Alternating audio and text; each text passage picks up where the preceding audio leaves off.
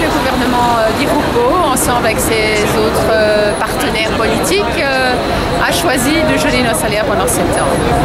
Et je pense que ça n'a pas encore percolé dans le public l'impact que ça va avoir dans les années à venir sur nos revenus, sur nos salaires. Parce que ici on est bloqué, on n'a plus aucune possibilité de négocier une augmentation de salaire et on va traîner ces blocages, parce que c'est vraiment un blocage, comme les blocages dans les années 80 pendant toute notre carrière. Et nos salaires n'ont plus augmenté et on va traîner ça jusqu'à notre pension. Ça veut dire qu'à terme aussi nos pensions seront plus basses.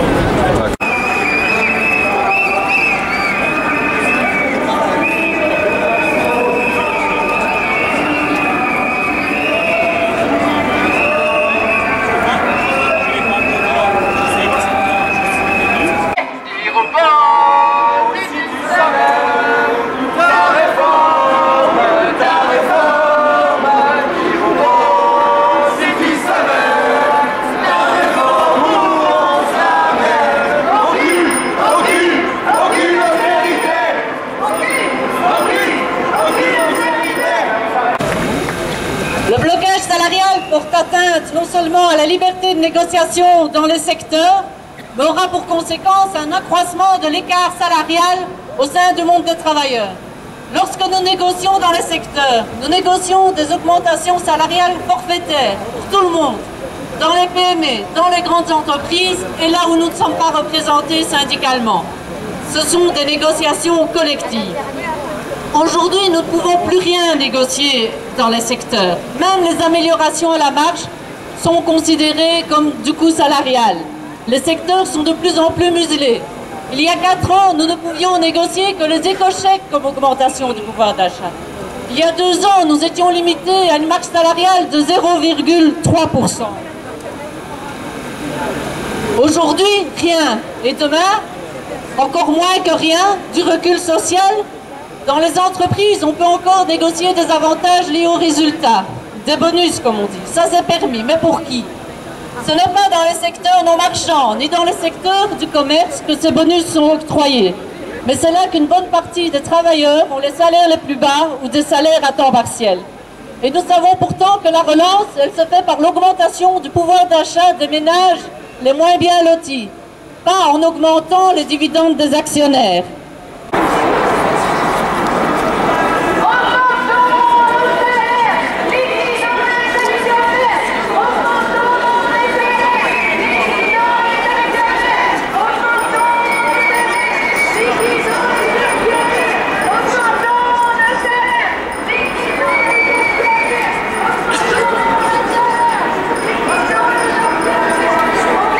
Le gouvernement pense que nos salaires, les salaires des travailleurs, mais aussi les allocations sociales, les pensions, sont un handicap pour l'économie.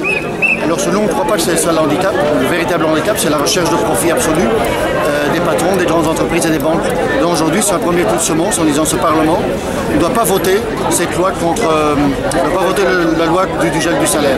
Voilà. Anticapitaliste, anticapitaliste, anticapitaliste, anticapitaliste, anticapitaliste, anticapitaliste.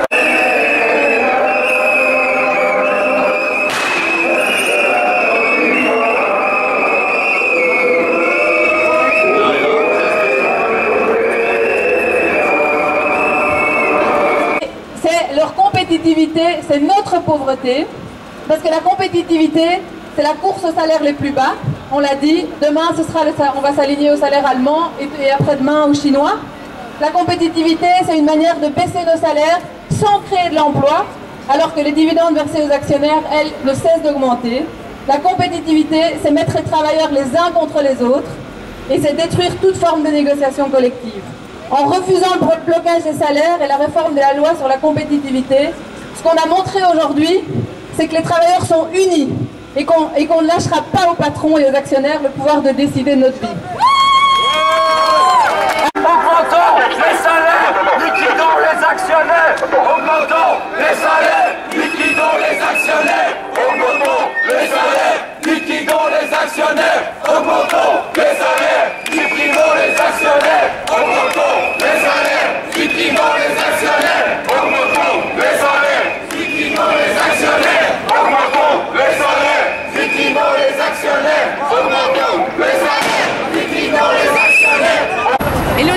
inégalités, elles ne vont qu'augmenter. Il suffit de se promener dans la rue, ici à Bruxelles, vous descendez de la gare centrale jusque dans les boulevards centraux, et même si vous ne regardez pas, il y a au moins 20 ou 30 SDF dans la rue. Et il y a toujours des nouveaux, tous les jours il y a des nouvelles personnes qui se rajoutent. Ça, c'est un symptôme clair et net de la dégradation de nos salaires. Il y a de plus en plus de contrats précaires, des contrats à durée déterminée qui ne sont pas prolongés, des jeunes qui ne trouvent pas de travail. Une manif contre le gel des salaires.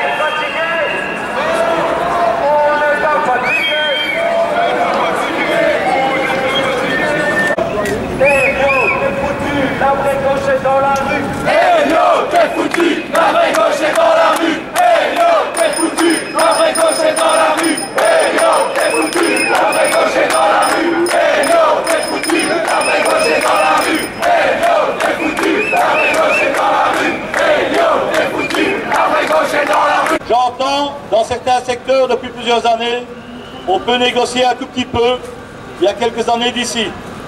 Service public, ça fait 5 ans qu'on n'a plus pu négocier quoi que ce soit, sauf aujourd'hui, on se retrouve dans une diminution d'emplois avec des restrictions sur Bruxelles d'à peu près 10% des emplois, tous secteurs confondus.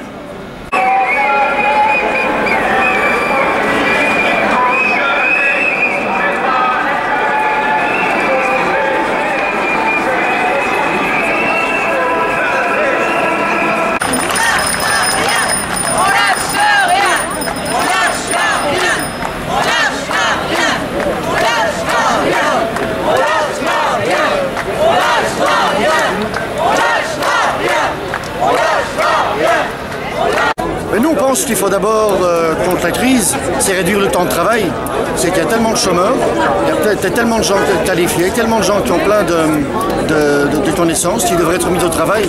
Et en réduisant le temps de travail, ça veut dire aussi réduire les profits, mais maintenir les salaires, on pourrait en grande partie résorber le chômage et relancer la consommation dans le pays et relancer l'économie.